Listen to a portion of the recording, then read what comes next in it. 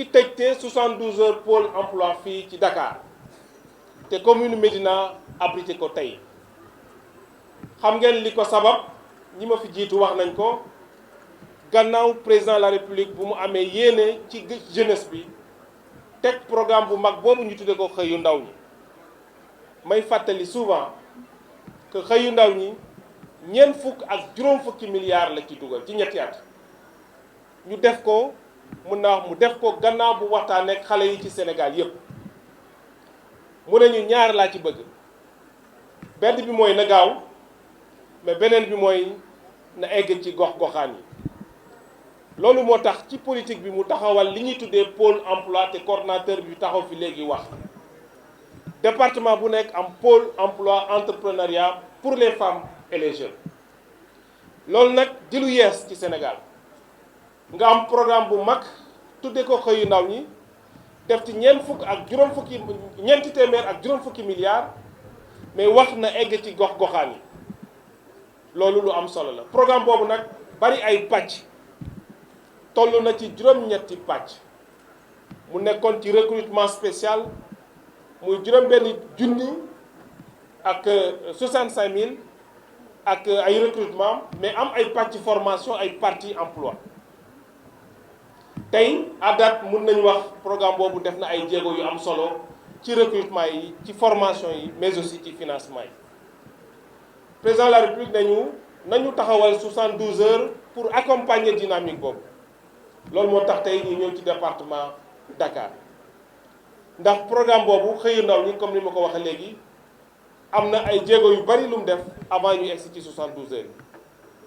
mais 72 heures yi fii ci Dakar li ñu ko defee mooy mu jox ñu ay résultats yoo xam ni yu mucc ayib la coordonnateur wax na ko léegi wax naa ne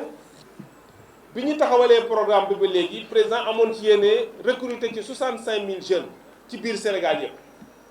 tey ñu ngi ci 64 805 emplois yoo xam ni def nañ ko ci Sénégal ci pilier boobu mu am pilier formation professionnelle tey bu ñu boolee li nga xam ni def nañ ko balaa ñuy ñëw fii ci 72 heures yi am nañ 10 342 jeunes yoo xam ne ñi ngi def formation ci biir Sénégal dans le cadre du programme xëyu ndaw mi tey ci pilier financement bi te DER yore ko lu toll ci 86 146 bénéficiaires ci biir Sénégal jot nañ seen financement mu toll ci 19 milliards 526 millions de francs CFA waaye président ne loolu doyul nañ ko baral dem ci 72 heures yi 72 heures yi comme ni ma ko waxoon rek dafay nekk loo xam ni dafay accélérer processus bi ci pôle yi moo tax ñu koy def bi ñu ko defee Pikine def ko Kër Massar ñëw tey def ko fii ci Dakar ñu fas yéene def ci département Sénégal yépp bu ñu fi jógoo incha allah ñi ngi jëm Ziguinchor balaa ñuy dellu si Guédiawaye donc bi ñu defee 72 heures yooyu tey fii ci Dakar mu am ay résultats yu mucc ayib lu toll ci 6625 ndaw juróom-benni junni ak juróom-benn fukk ak ñaar fukk ak juróomi ndaw ñii am nañ financement ñii am nañ formation ñii am nañ contrat de travail à durée déterminée ci biir département Dakar 6625 jeunes loolu naka la tëddee structure yi nga xam ne ñoo nekk ci biir pôle emploi bi ñii yor formation ñii yor financement ñii yor accompagnement vers un emploi ñii yor convention nationale état employeur ma pàccal leen ku ci ne ci ñoom lan nga contribuer ci 6625 bénéficiaires yi nga xam ne am nañ ko rien que ci 72 heures bi ci njëkk mooy 3FPT ci wàllu formation professionnelle président de la République nag moo mas a jël dogal ba Sénégal nekkee Sénégal ba léegi mu jël lu toll ci ñaar fukki milliards ci CFCE yóbbu ko ci formation professionnelle à travers le 3FPT masula tous les régimes qui se sont succédés tous les partenaires xeex nañ wax nañ pour que xaalis boobu nga xam ne daan dugg ci biir budget état ñu delloo ko formation professionnelle. Il a fallu attendre 2015 l'arrivée du président Macky Sall à la tête de l'État pour que l'essentiel de la CFCE, pour ne pas dire la totalité de la CFCE, évaluée à 20 milliards, soit directement reversée à la formation professionnelle à travers le fonds de financement de la formation professionnelle 3FPT loolu moo tax tey ci 72 heures yi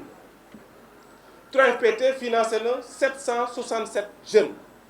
yoo xam ni ñooy def li ñuy tuddee certificat professionnel de spécialisation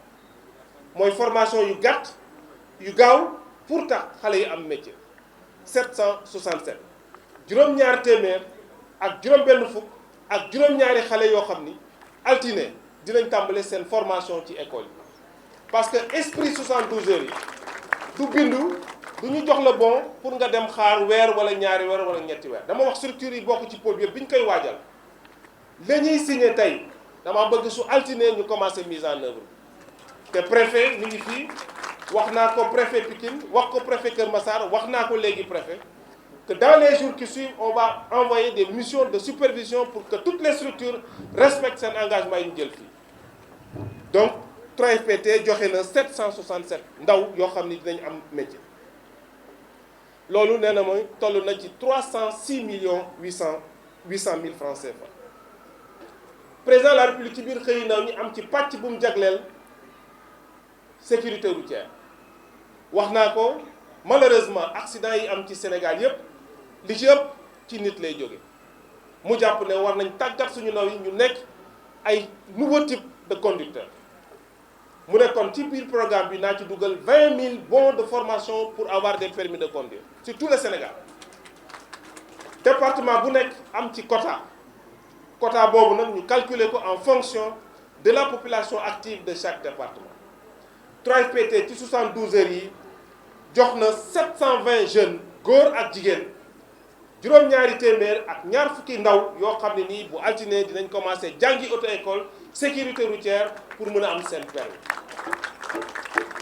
may wax ñooñu du rek am permis bi mais li am solo moo tax 3FPT lëkkaloo agence nationale de la sécurité routière ANASER pour que formation bi rek du pour jàngal la nga mën a déplacer ko mais dañ lay jàngal pour nga xam nan ngay moytoo nan ngay dawalee dawal bu mucc ay pour accident mënta ñàkk xëy na mu wàññeeku bu baax a baax donc ci 72 heures yi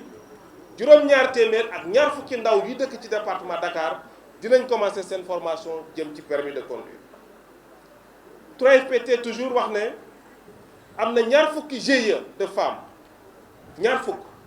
yoo xam ne nii am na 1765 femmes junni ak juróom-ñaari téeméer ak juróom-benn fukk ak juróomi jigéen ñoo xam ni ñoom lañ doon signé léegi seen kayit pour que ñu commencer former leen ci métier bi ñu nekk may taxaw foofu di wax ne jigéen ñi am na ku ko wax léegi madame Yandé wax na ko dañuy wax ci pôle bi dinaa ci ñëwaat bu may wax financement bi DER dina joxe financement mais waaye balaa muy joxe financement faw ñu tàggat leen donc junni ak juróom-ñaar téeméer ak juróom-benn fukk ak juróomi jigéen yooyu formation bi dina tàmbale ñu jàngal leen liggéey bi mais jàngal leen nu ngeen yore seen yëf pour que bu finance xaalis bi ñëwee ngeen mën ko gérer bu mucc ay donc 3FPT joxe na junni ak juróom-ñaar téeméer ak juróom-benn fukk ak juróom ay jigéen yoo xam ni war nañ def formation toujours ci wàllu formation ONFP joxe na 111 bénéficiaires ay ndaw yoo xam ni formation de longue durée parce que loolu aussi xale yi dañ koy laaj pour dem jàngi pour nekk am CAP pour am BT pour am BTS pour am licence ONFP jël na ci ñetti fan yi téeméer ak fukk ak benn xale yoo xam ni jox nañ leen seen kër pour ñu jàngi formation longue durée moom tamit joxe na 932 junni ak juróom-ñeenti téeméer ak fanweer ak ñaar ay jigéen yoo xam ni dinañ leen former ci seen wàllu liggéey toujours ci permis de conduire yi 600 jeunes bénéficiaires de formation parce que formation sécurité routière entre 3FPT ak ONFP la juróom-benni téeméeri ndaw bu fekk see 720 yi ñu waxoon léegi luy ëpp junni ak ñetti téeméeri ndaw fii ci Dakar dinañ def seen formation pour am permis programme de formation école entreprise muy lu am solo loo xam ni président de la République moo ko xalaat indi ko Sénégal dëkk yu mag yépp yi ñuy tuddee dëkk yu développé te chômage bi wàññeeku fa ñu mën ci ràññee Suisse Allemagne Autriche ak yu mel noonu dañuy def li ñuy tuddee formation duale mooy xale bi day nekk ci entreprise bi di liggéey ñeenti fan juróom-benni fan mu dem ci centre de formation waaye ci dëkk yooyu entreprise bi mooy recruter ndaw bi di ko fay salaire di ko fayal formation bi ci école bi. Président de la République ne formation école entreprise xale yi bu ñu leen jëlee yóbbu leen ci entreprise bi ñeenti fan 80% de leur temps 20% ñu yóbbu leen ci centre de formation mais fii état mooy fay xale bi weer bu jot mu fay ko 40 000 francs CFA pour mu mën a def ay paasam ay demam ay dikkam mais état mooy fay aussi formation bi nga xam ne ñu ngi ko koy defalee ci centre de formation. loolu programme boobu PF2E jël na ci 190 téeméer ak juróom-ñeenti fukk xale yoo xam ne nii signé nañ seen contrat ak entreprise yi toog fii chef d'entreprise yi pour que ñu commencé fa xëy di liggéey su ngoonee wala bu 80% mais 20% yi des ñu yóbbu leen ci centre de formation pour ñu compléter seen formation théorique. moo taxoon ma ni maa ngi féliciter les chefs d'entreprise ici présents ndax loolu jàpp ngeen ne yéen aussi yéen ak état yéen a seq ndaw ñi te war ngeen dugal seen loxo bu baax ci seen tàggat ci seen formation. maa ngi leen di remercier au nom du chef de l'État mais aussi au nom de tout le gouvernement. Toujours ci formation agence nationale pour la maison de l'outil ANAMO joxe na fi 113 bons de formation individuelle muy téeméer ak fukk ak ñetti xale yoo xam ni ANAMO jël na leen pour ñu def fi seen formation. bu ma jógee ci formation ma dem ci wàllu liggéey parce que président de la République moo wax ne convention nationale état employeur état Sénégal maximum $1 milliard la ci daan def par at. président de la République ñëw ci programme xëyu ndaw ñi ne dama koy ful yóbbu ko ci fukki milliards ak juróom 15 milliards de francs CFA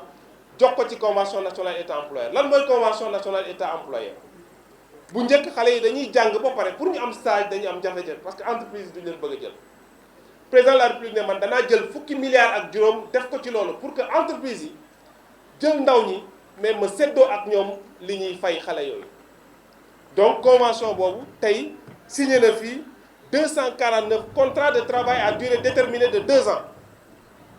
contrat de travail à durée déterminée de 2 ans xale yi signé tey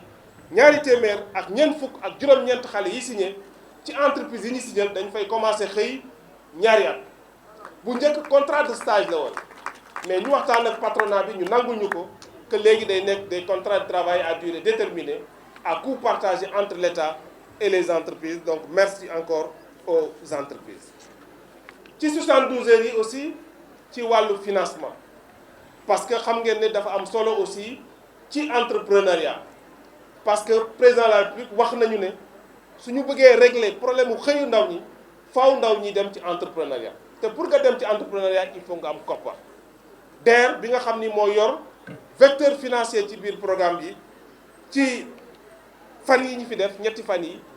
financé na téeméer ak fukk ak benn